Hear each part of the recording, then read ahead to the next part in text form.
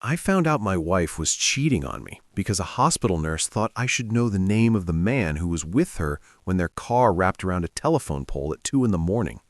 That single sentence ended my marriage before I even had time to process that my wife could have died. But here's the thing nobody wants to hear. The moment I learned she wasn't alone in that car, I stopped caring if she lived or died. And I know how that sounds, but let me explain why I'm not the villain in this story. My name is Carlos. I'm 33 years old, and what I'm about to tell you happened 10 months ago, though some days it feels like yesterday and other days it feels like a lifetime. I thought I had a solid marriage. We'd been together for 6 years, married for 4, and we had the kind of relationship where we still kissed goodbye in the mornings and texted stupid memes to each other during work. My wife's name is Elena. She's 31, works in marketing, and she's the kind of person everyone loves at parties because she's funny and charming and knows exactly what to say to make you feel so. I thought I was lucky. I thought I'd won some kind of lottery by finding someone who actually wanted to build a life with me.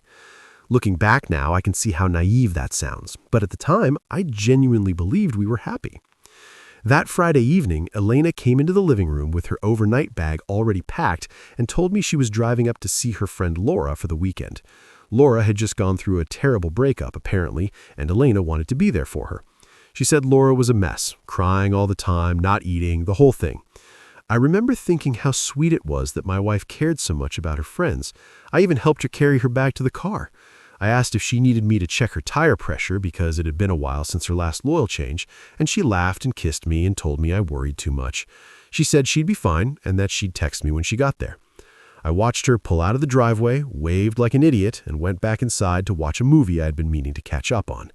I trusted her completely. That's the part that makes me want to punch something every time I think about it. I trusted her so completely that I didn't question a single word she said. She texted me around 9 that night saying she'd arrived safely and that Elena was in worse shape than she'd thought. I sent back a heart emoji and told her to give Laura a hug from me. Then I went to bed alone, assuming my wife was being a good friend, and fell asleep feeling grateful I'd married someone with such a big heart. Saturday morning, I woke up expecting a text from Elena, maybe a photo of her and Laura having breakfast or doing some kind of self-care thing. Nothing. I figured they'd slept in. By noon, I was starting to feel a little weird about it, but I didn't want to be that husband who checks in every 5 minutes. By 6 in the evening, I'd sent 3 texts and tried calling twice straight to voicemail. Now I was actually worried. Have you ever had that feeling where something's wrong, but you can't quite put your finger on what it is? That's where I was. By 1 in the morning, I was pacing around the house trying to decide if I was overreacting or if something was genuinely wrong. I almost called the police. I was literally looking up the non-emergency number when my phone rang. Unknown number. I answered immediately, heart pounding, expecting maybe Elena had lost her phone or something. The woman on the other end asked if I was Carlos Mendez, and her voice had that professional, calm tone that medical people use when they're about to deliver bad news. I confirmed it was me and asked who was calling. She told me she was calling from County General Hospital and that my wife, Elena, had been admitted approximately an hour ago following a vehicle accident. She said Elena was stable but had sustained injuries and that I needed to come in as soon as possible. Everything went blurry for a second. My wife was in the hospital. My wife had been in a car accident. My wife could have died. I told her I was coming right away, that I could be there in 20 minutes, asking if Elena was okay and what had happened. The nurse explained that Elena had a concussion, several lacerations, and a possible fractured rib. She said Elena was conscious and asking for me, but then she added something that made my blood stop moving. Sir, I need to inform you that your wife was not alone in the vehicle. I froze. My brain took a few seconds to process what she just said. I asked her what she meant by that. The other passenger in the vehicle was a Mr. Adrian Velasco, she said. He was also injured in the accident and is currently being treated in the ER. Silence. Complete, total silence. Not the silence where you're searching for words, the silence where every single thought in your head has just been deleted and replaced with a single screaming question mark. Adrian Velasco. I knew that name. Elena had mentioned him before, always casually, always in passing. He was some kind of artist, did freelance design work, and apparently they'd crossed paths at some networking event her company had hosted months ago. She'd mentioned that Adrian had helped her get in touch with a graphic designer or that he'd recommended some gallery downtown. Adrian, the guy she'd never once suggested I should meet. The guy whose name came up just often enough to seem normal, but not often enough to seem suspicious. The nurse asked if I was still there, and I managed to say yes, that I was still on the line. She asked if I would be coming to the hospital tonight. I looked around my living room at the couch where Elena and I had watched movies together, at the photos on the wall of our wedding day, at the coffee table where just yesterday morning we'd eaten breakfast together and she'd complained about her boss, and I'd listened like a good husband. I thanked her quietly for calling and said I appreciated her letting me know. She started to say something about Elena asking for me, but I hung up before she could finish. I set my phone down on the kitchen counter very carefully, like it was made of glass and might shatter if I wasn't gentle with it. Then I sat down at the table and stared at the wall for what might have been 5 minutes or 5 hours. I honestly couldn't tell you. My wife had lied to me. She hadn't gone to see Laura. She'd gone to be with Adrian Velasco. She'd looked me in the eyes, kissed me goodbye, let me help her pack her bag, and driven off to spend the night with another man. And then she'd crashed with him in the car at 2 in the morning, coming back from wherever they'd been together. I didn't cry. I didn't yell. I didn't throw anything or punch the wall or do any of the things you see people do in movies when they find out they've been betrayed. I just sat there feeling like someone had reached inside my chest and scooped out everything that made me human, leaving behind just an empty shell that still knew how to breathe. That's when my marriage ended. Not when I filed the papers, not when I moved out. Right there, sitting at my kitchen table at 2:30 in the morning, still wearing the t-shirt I'd slept in, holding a phone that wouldn't stop buzzing with calls from the hospital that I wasn't going to answer. My wife was in the hospital asking for me, and I wasn't going to go. And everyone was going to think I was a monster, and I didn't care, because the person I'd promised to love in sickness and in health had just revealed herself to be someone I didn't even know. Let me pause here for a second, because I know what some of you are thinking. You're thinking I should have gone to the hospital, that I should have at least made sure she was okay before making any decisions. And maybe you're right, but here's what I realized in that moment. The elaborate lie she'd constructed, the fake crisis with Laura, the careful planning, all of it told me this wasn't a mistake. This was calculated. When someone can look you in the eyes and lie that smoothly, what else are they capable of? That question terrified me more than anything else. I didn't go to the hospital that night, and I know that makes me sound like a cold, heartless person, but let me tell you what I did instead. I sat at my kitchen table until the sun came up, staring at my phone while it buzzed and buzzed with calls from numbers I didn't recognize, and I let every single one of them go to voicemail. I wasn't being cruel. I was in shock. The kind of shock where your brain just shuts down because it can't process what's happening. Like when you touch something so hot that for a second you don't even feel the pain. You just feel nothing. That's where I was. Nowhere. My wife was in a hospital bed asking for me, and I was sitting in our kitchen realizing that everything I thought I knew about my life was a lie. But I couldn't just sit there forever doing nothing. So around 7 in the morning, when I figured people would actually be awake, I did the only thing that made sense to me. I called Laura, Elena's friend, the one she was supposedly visiting, the one who was supposedly going through a terrible breakup and needed my wife's support so desperately that Elena had to drop everything and drive up there for the weekend. Laura answered on the 4th ring, sounding groggy and confused, and I asked her if Elena was still there with her. There was a long pause. Then Laura asked me what I was talking about. I explained that Elena had driven up Friday evening to spend the weekend with her to help her through her breakup, and was she okay? Could I talk to Elena for a second? Another pause, longer this time. "Carlos, I'm not going through a breakup," Laura said, "and Elena's not here. I haven't seen her in like 3 weeks. Is everything okay?" I thanked her, told her everything was fine, and hung up before she could ask any more questions. I felt something crack inside my chest. It wasn't the affair. I mean, yes, the affair was horrible, but people have affairs. People make mistakes. People get weak or stupid or selfish. What broke me was the lie, the planning, the deliberateness of it all. Elena hadn't just cheated on me in a moment of weakness, she had constructed an entire false reality. She had picked Laura's name specifically because she knew I wouldn't question it. She had invented a breakup, invented a crisis, looked me in the eyes and told me this elaborate story. I had helped her pack. I had kissed her goodbye. I had worried about her tire pressure, for crying out loud. She had texted me from wherever she actually was, pretending to be at Laura's place, telling me Laura was worse than expected. Every single word was calculated. Every single moment was a performance, and I had believed all of it because I trusted my wife.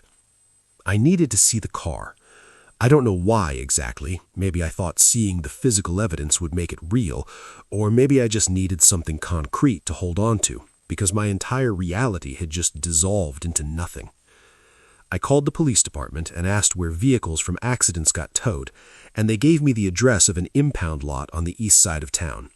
I drove there around 10 in the morning, showed them my ID and our marriage certificate along with the registration, and they let me through to examine the vehicle. The car was worse than I'd imagined. The entire front end was crumpled like a tin can. The windshield was shattered and there was dried blood on the driver's side headrest that made my stomach turn. But that's not what got to me. What got to me was the luggage. Elena's overnight bag was still in the back seat, partially unzipped, and I could see clothes spilling out of it. I opened the car door and pulled the bag toward me, and that's when I saw it. Lingerie. Expensive lingerie. The kind she'd bought for our anniversary last year. The kind she'd modeled for me with that shy smile she does when she's trying to be romantic. Black lace, red silk. Things I recognized because I'd seen them before in our bedroom. She had packed them for him. She had taken the intimate things that belonged to our marriage and brought them to another man. I felt sick, but I kept looking because some part of me needed to know everything. There was a separate smaller bag, like a toiletry case, and inside were protection, massage oil, and a bottle of expensive wine. This wasn't a spontaneous thing. This was planned, meticulously planned. Then I saw the car seat. Our nephew's car seat, still strapped into the back seat, where I'd installed it 2 weekends ago when my brother and his family had visited. Elena had seen that car seat. She had looked at it, known it was there, and still gotten into this car with Audrey and Velasco to drive to wherever they were going. She had been willing to risk not just her own life, but potentially a child's life if circumstances had been different, if my brother had needed us to babysit, if anything had changed in the plan. That's when something fundamental shifted in me. Up until that moment, part of me had still been thinking of Elena as my wife, as someone I loved who had hurt me, as someone I might eventually forgive or at least understand. But standing there looking at that car seat, I realized I was looking at the wreckage left by someone I didn't know at all. The Elena I married would never have been this reckless. The Elena I married would never have planned something this elaborate. The Elena I thought I knew didn't exist. She never had. I took photos of everything with my phone. The luggage, the lingerie, the toiletry bag, the car seat. I don't know why. Maybe for evidence, maybe for divorce proceedings, maybe just to prove to myself later that I hadn't imagined it. Then I closed the car door, walked back to my truck, and drove home in complete silence. My phone had 23 missed calls by then. Some from the hospital, some from numbers I didn't recognize, several from Elena's sister Anna. I ignored all of them. When I got home, I sat down at my computer and looked up divorce attorneys. I read reviews, compared prices, checked credentials. I did it the same way I'd research a new laptop or a vacation destination, methodically and emotionally detached, because if I let myself feel anything, I was going to fall apart. I scheduled a consultation for the following week with a guy who specialized in high-conflict divorces. Then I went into our bedroom and started pulling my clothes out of the closet. I wasn't moving out, not yet, but I needed to separate my things from hers, because I couldn't look at our shared closet anymore without wanting to burn everything in it.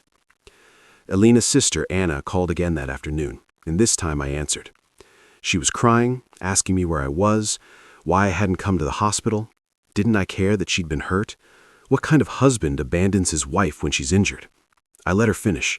Then I said, very calmly, that I couldn't be around someone who had lied to me so completely, and that I was filing for divorce. Anna went quiet. Then she asked what I was talking about. What lie? And I realized Elena hadn't told anyone the truth. Of course she hadn't. So I told Anna everything. About calling Laura, about the fake breakup story, about Audrey and Velasco being in the car, about the lingerie, and everything else I'd found in the overnight bag. Anna didn't say anything for a long time. Then she said she needed to process this, and that she'd call me back. She hung up. She didn't call back that day. And when she did start calling again a few days later, it was to beg me to visit Elena anyway, because family is family. I guess blood really is thicker than water. Or maybe she just couldn't accept that her sister was capable of something like this. Here's what I want you to understand. I'm not telling you this story to get sympathy or to prove I was right. I'm telling you because I think a lot of people stay in situations like this out of guilt or obligation, or because they're worried about what other people will think. And I want you to know that sometimes the kindest thing you can do for yourself is walk away from someone who's shown you exactly who they are. Would you have gone to the hospital? Would you have tried to work it out? I'm genuinely curious what you would have done in my position. That night, I slept in the guest bedroom for the first time in 4 years. I stared at the ceiling thinking about car seats and lingerie and telephone poles and lies. And I realized something that should have been obvious from the beginning. I wasn't grieving my wife. I was grieving a person who had never actually existed. Elena called me on Monday morning from the hospital, and I almost didn't answer, but something made me pick up. Maybe I wanted to hear what she'd say. Maybe I needed confirmation that I was doing the right thing. I don't know. Her voice was weak and shaky, and she asked me where I was, why I hadn't come to see her. Didn't I care that she'd been hurt? She said she'd been asking for me for 3 days and nobody would tell me where I was. She sounded genuinely confused, like she actually couldn't understand why her husband wasn't sitting by her bedside holding her hand. I didn't say anything at first. I just listened to her breathe on the other end of the line. This woman I'd shared a bed with for 4 years and felt absolutely nothing. Then I told her, very calmly, that I knew about Audrey and Velasco. There was silence. Not the kind of silence where someone's thinking of what to say, the kind of silence where someone's entire world just collapsed and they're trying to figure out how to rebuild it fast enough to salvage something. Then she started crying and saying it wasn't what I thought, that she could explain, that it was complicated, and I needed to come to the hospital so we could talk in person. I asked her if she'd been with him that night. More silence. Then she said yes, but that I didn't understand the whole situation. I asked her if she'd lied about going to see Laura. She said yes, but she'd only done it because she didn't know how to tell me the truth. I asked her if she'd packed our anniversary lingerie in her overnight bag to wear for another man. She didn't answer that one. Instead, she started talking about how much pain she was in, how scared she'd been when the car crashed, how she'd thought she was going to die and all she could think about was me. I told her I'd spoken to Laura, that I'd seen the car and everything in it, and that I'd already contacted a divorce attorney. She lost it then, started screaming at me through the phone, calling me heartless, asking how I could abandon her when she was lying in a hospital bed, saying I was a monster for caring more about my pride than about her safety. I let her scream until she ran out of steam. Then I said the only thing that mattered. You looked me in the eyes and lied to me. I told her that she'd planned this, that she'd used our friend as a cover story, that she'd let me help her pack a bag full of lies, and that I couldn't trust a single word that came out of her mouth anymore. She went quiet again. Then she said something that made me realize just how far gone we really were. She said that what hurt her most wasn't the accident, wasn't even losing me, but that I was being so cruel when she needed me most. Like she was the victim here. Like I was the one who'd done something wrong. The pressure came from everyone after that. Her sister Anna called me regularly for 2 weeks begging me to at least visit Elena once, to give her a chance to explain in person, to show some basic human decency. I don't know if Anna didn't believe what I told her about the affair, or if she just thought families should stick together no matter what, but she genuinely seemed to think I was the bad guy in this situation. Her parents called me too. Her dad especially, saying I was making a mistake, that marriages go through rough patches and you don't just throw away 4 years because of one night. One night. That's what they kept calling it, like it was a drunk kiss at a party and not a premeditated weekend getaway with another man. I tried explaining it to them, but nobody wanted to hear it. They didn't care about the lies or the planning or the fact that their daughter had used our mutual friend as an alibi. All they saw was an injured woman recovering at her sister's apartment and a husband who wouldn't come see her. I was the villain in their story, and nothing I said was going to change that. My own friends were split. Half of them understood and supported my decision. The other half thought I was being too harsh, that I should at least wait until she was fully recovered before making any major decisions. But here's what nobody seemed to get. This wasn't about the hospital. This wasn't about her being hurt. This was about the fact that the person I'd married didn't exist. The woman recovering at her sister's apartment was a stranger who'd been wearing my wife's face for who knows how long, and I couldn't trust anything about her anymore. How do you forgive someone when you don't even know who they really are? That's not a rhetorical question. I genuinely don't know the answer. I filed for divorce 5 weeks after the accident. Elena was out of the hospital by then, staying with Anna, and my attorney served her the papers at her sister's apartment. I didn't do it to be vindictive. I did it because every day I waited was another day I was lying to myself about whether this marriage could be saved. It couldn't. Some things you can come back from, and some things you can't. And this was the kind of betrayal that burns the bridge so completely that there's nothing left to rebuild on. The divorce process was ugly. Elena fought me on everything. The house, the savings, the furniture, like if she could just keep enough pieces of our life together, then maybe it would prove the marriage had meant something. Her attorney painted me as cold and unforgiving, said I'd abandoned my wife in her time of need, tried to make the affair seem like a one-time mistake that I was blowing out of proportion. My attorney presented the evidence. The phone records that I'd subpoenaed, showing months of calls and texts between Elena and Audrian. We each had our own phone plans through our jobs, so I'd never seen the bills. The credit card statements showing hotel rooms and restaurants I'd never been to, charges I'd never questioned because we kept our finances mostly separate and I trusted her. The photos I'd taken at the impound lot. It wasn't one night. It had been going on for almost 7 months. 7 months of lies, 7 months of looking me in the face every morning and pretending everything was fine. 7 months of planning and covering tracks and playing the role of faithful wife while living an entirely separate life I knew nothing about. When I saw all that evidence laid out in black and white, I felt vindicated, but also devastated, because it meant I'd been living in a fantasy for more than half a year without even knowing it. 7 months after the accident, after the divorce was finalized and the house had been sold and we divided everything down to the last coffee mug, I called Elena one final time. Not because I wanted closure, or because I'd forgiven her, or because I thought there was anything left to say that mattered. I called because I needed her to understand one thing that I don't think she ever had. When she answered, I could hear the hope in her voice, like maybe this was me calling to say I'd made a mistake, that I wanted her back. I didn't let her talk. I just told her the truth as clearly as I could. I didn't leave because you were in that car with him, I said. I left because you were willing to lie so easily, to plan so carefully, to risk so much just to have what you wanted. I left because I realized that if you could do all that, then I had no idea what else you might be capable of, and I couldn't spend the rest of my life waiting to find out. She was quiet for a long time. Then she said something about how I'd never understand what it was like to feel trapped, to need something I couldn't give her, to be desperate enough to make bad choices. Like that explained anything. Like that made it okay. I told her I hoped she found whatever she was looking for, that I genuinely meant that, but that I couldn't be part of her life anymore because I didn't know who she was and I didn't trust who she might become. Then I hung up. That was 3 months ago. I haven't spoken to her since. Sometimes people ask me if I regret not going to the hospital that night, if I wish I'd handled things differently, if I think I was too harsh.